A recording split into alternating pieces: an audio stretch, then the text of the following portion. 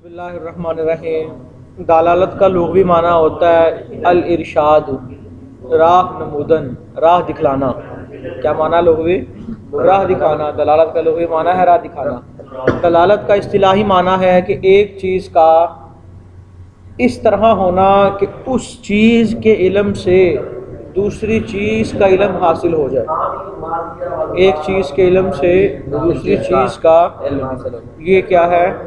دلالت۔ ایک چیز کے علم سے دوسری چیز کا علم حاصل ہے۔ یہاں لگی ہوئی ہے آگ، کیا لگی ہے؟ اب آپ کو آگ کا علم کیسے حاصل ہوا؟ نظر تو آپ کو آ نہیں رہی، آپ دور بیٹھے ہیں، سامنے دیوار ہے، آپ نے آسمان پہ دھواں اڑتا دیکھا، دھوئیں کو دیکھ کر آپ کو آگ کا علم حاصل ہو گیا۔ دیوار کے پیچھے سے کوئی آدمی ہتھوڑی اور کل لے کر ٹھک ٹھک کر رہا ہے۔ اب کل اور ٹھک ٹھک کرنے سے آپ کو ایک علم حاصل ہو رہا ہے کہ وہاں پیچھے کوئی آدمی موجود ہے جو یہ کام کر رہا ہے۔ فاعل کا علم حاصل ہو رہا ہے کہ ایک چیز کے علم سے دوسری چیز کا علم حاصل ہو، اسے دلالت کہتے ہیں۔ دلالت کی ابتداء دو قسمیں ہیں، دلالت لفظیہ اور دلالت غیر لفظیہ۔ دلالت لفظیہ سے مراد ہے کہ وہ دلالت جس میں دلالت کرنے والا لفظ ہو، دلالت کرنے والا مثلا لفظ زید ہے، لفظ اح ہے، اس طرح لفظ دیز ہے، یعنی کہ لفظ ہو، دلالت کرنے والا کوئی لفظ ہو، یہ دلالت ہے۔ اور دلالت غیر لفظیہ جس میں دلالت کرنے والا لفظ نہ ہو بلکہ دال غیر لفظ ہو۔ دلالت لفظیہ وہ ہے جس میں دال لفظ ہو، دلالت غیر لفظیہ وہ جس میں دال غیر لفظ ہو۔ پھر ان میں سے ہر ایک کی تین قسمیں، یعنی کہ دلالت لفظیہ کی بھی 3 قسمیں ہیں، غیر لفظیہ کی بھی 3 قسمیں ہیں، تو ٹوٹل دلالت کی 6 قسمیں بن جاتی ہیں۔ دلالت لفظیہ وضعیہ، دلالت لفظیہ طبعیہ، دلالت لفظیہ عقلیہ، دلالت غیر لفظیہ وضعیہ، دلالت غیر لفظیہ طبعیہ، دلالت غیر لفظیہ عقلیہ۔ دلالت لفظیہ وضعیہ جیسا کہ لفظ زید کی دلالت ذات زید پر، یعنی کہ وہ دلالت ایک تو اس میں دال لفظ ہے اور وہ جس پر دلالت کر رہا ہے اس لفظ کو بنایا ہی اس کے لیے گیا ہے۔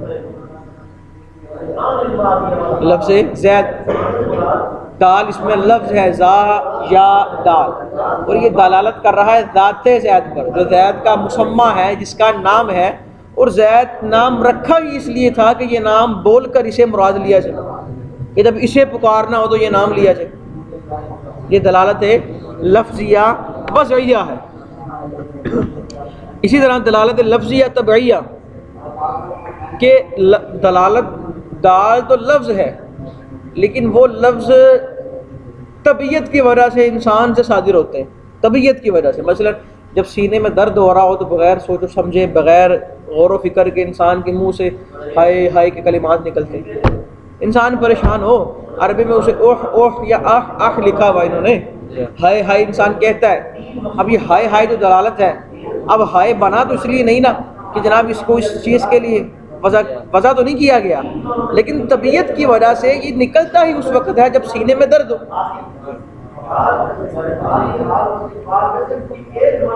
جب انسان پریشان ہو کہتا ہے ہوئے میں مر گیا، اب ہوئے میں مر گیا تو وضع تو اس لیے نہیں کیا گیا نا، وضع تو کب ہے جب وہ واقعی مر جائے اور وہ کہے، لیکن اس مصیبت کی وجہ سے، اس کی طبیعت کی وجہ سے اس کے منہ سے یہ کلمات جاری ہوتے ہیں، تو یہ دلالت لفظیہ طبعیہ ہے۔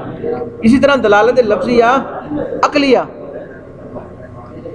دال تو لفظ ہے لیکن وہ جو دلالت کر رہا ہے نا، وہ نہ تو طبعاً کر رہا ہے نہ وضعاً کر رہا ہے، لیکن عقلاً کر رہا ہے۔ مثلا آپ ادھر بیٹھے ہیں، دیوار کے پیچھے سے مجھے آواز آ رہی ہے، اب ادھر سے کیسے آواز بنے گی؟ مثلا یہ دیوار کے پیچھے سے نہیں آواز آ رہی یہ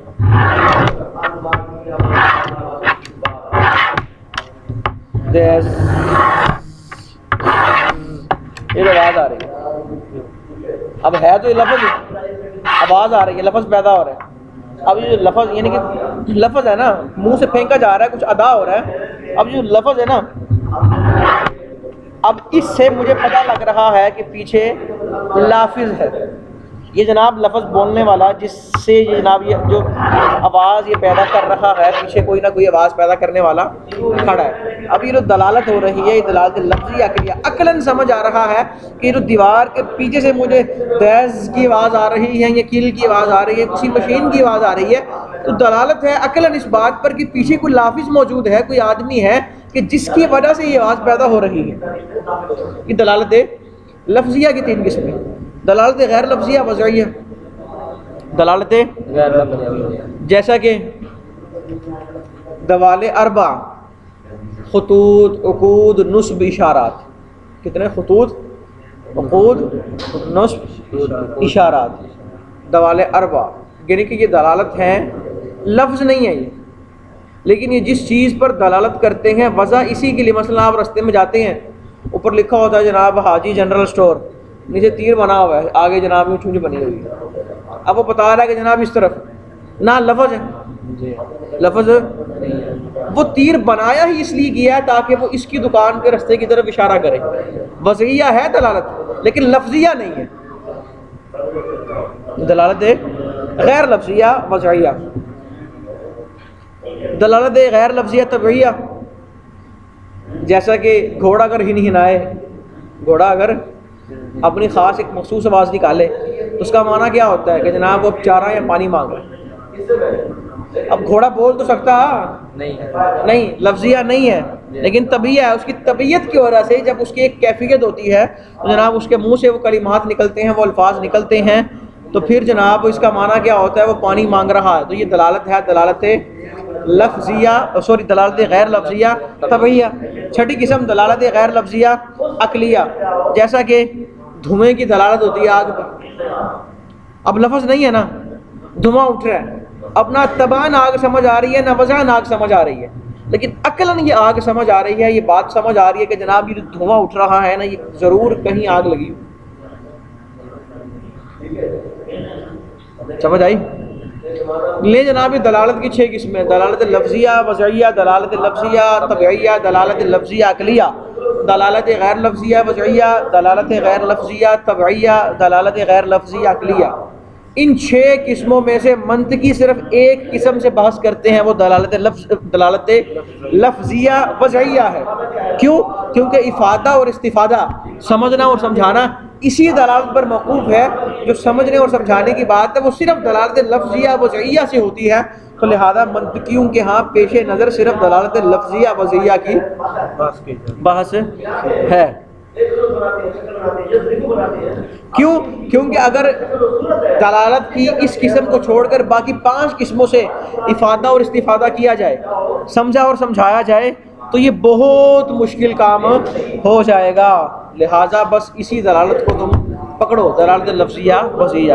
ترجمہ دیکھو، فصل فی الدلالت، یہ فصل ہے دلالت کے بارے میں. الدلالت لغتاً هو الارشاد، کہ لغت میں دلالت کہتے ہیں راہ دکھانے کو. وفی الاصطلاح، اور اصطلاح میں کون الشیء، شے کا ہونا، بحیث، اس طرح کہ یلزم من العلم، کہ بہ العلم بشیء آخر، کہ اس کے علم سے دوسری چیز کا علم لازمی طور پر حاصل ہو.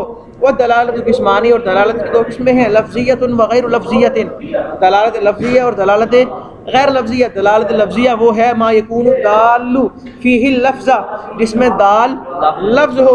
وغیر اللفظیہ ما لا یکون دال فیہ اللفظ، جس میں دال لفظ نہ ہو. وکل منہا علی 3 اقسام، اور ان میں سے ہر ایک کی 3 قسمیں ہیں. احدھا، ٹوٹل ہوگی 6 قسمیں. پہلی قسم ہے اللفظیۃ الوضعیۃ، لفظیہ وضعیہ. کا دلالت لفظ زید، جیسا کہ لفظ زید کی دلالت علی مسمى، اپنے مسمات پر، یعنی کہ جس کے لیے زید کو وضع کیا گیا ہے. وثانیہا، اور دوسری قسم اللفظیۃ الطبعیۃ، دلالت لفظیہ طبعیہ. کا دلالت لفظ اوہ، جیسے کہ لفظ اوہ کی دلالت بضم الحمزۃ وسکون الحاء، حمزہ پر ضمہ پڑھیں اور ہا کو ساکن کریں. وقیلا، اور ایک قرات میں بفتحھا علی وجہ الصدر، پڑھا گیا ہے کہ سینے کے درد پر پڑھا جاتا ہے. فإن الطبیعۃ، کیونکہ طبیعت تضطر، مجبور ہوتی ہے، بإحداث هذا اللفظ، اس لفظ کو نکالنے پر، عند عروض الوجع فی الصدر، جب سینے میں درد عارض ہو. وثالثھا، اور دلالت کی تیسری قسم اللفظیۃ العقلیۃ، لفظیہ عقلیہ ہے، کدلالت لفظ دیز، جیسے کہ لفظ دیز کی دلالت، المسموع من وراء الجدار، جو دیوار کے پیچھے سے سنا جا رہا ہے، علی وجود اللافظ، اس کی دلالت ہے لافظ کے وجود پر، ورابعها، اور دلالت کی چوتھی قسم غیر اللفظیت الوضعیہ، غیر لفظیہ وضعیہ، کدلالت دوال الاربع، جیسے کہ دوال اربع کی دلالت علی مدلولاتی ہے، اپنے اپنے مدلولات پر، وخامسها، پانچویں قسم غیر اللفظیت الطبعیہ، دلالت غیر لفظیہ طبعیہ، کدلالتی، یہ کیا لفظ لکھا ہوا ہے؟ سہیل الفرسی، جیسے کہ گھوڑے کے ہنہنانے کی دلالت علی طلب الماء والکلاء، گھاس اور پانی کی طلب پر، وسادسها، دلالت کی چھٹی قسم الغیر اللفظیت العقلیہ، غیر لفظیہ عقلیہ، کا دلالت الدخان علی النار، جیسے کہ دھوئیں کی دلالت آگ پر۔ بس یہ 6 دلالات ہیں، اور منطقی بحث کرتے ہیں صرف دلالت لفظیہ وضعیہ سے، لأن الافادۃ للغیر والاستفادۃ من الغیر انما یتیسر بها بسہولۃ بخلاف غیرہا، کیونکہ سمجھنا اور سمجھانا اسی دلالت سے آسان ہے، بخلاف غیرہا، بخلاف ان کے علاوہ کے، یعنی کہ ان کے علاوہ جو دلالت کی 5 قسمیں ہیں، ان سے سمجھنا اور سمجھانا، افادہ اور استفادہ اتنا آسان نہیں ہے۔ فإن الافادۃ والاستفادۃ، کیونکہ افادہ اور استفادہ، سمجھنا اور سمجھانا، افادہ سمجھانا اور استفادہ سمجھنا، بہا لا یخلو عن صعوبۃ، 5 دلالات کے ساتھ اگر کیا جائے تو لا یخلو عن صعوبۃ، وہ مشکل سے خالی نہیں ہوگا۔ حاذا کا معنی ہے ای خذ حاذا، بس اس بات کو سمجھ لے اور اس چیز کو اپنے ذہن میں بٹھا لے۔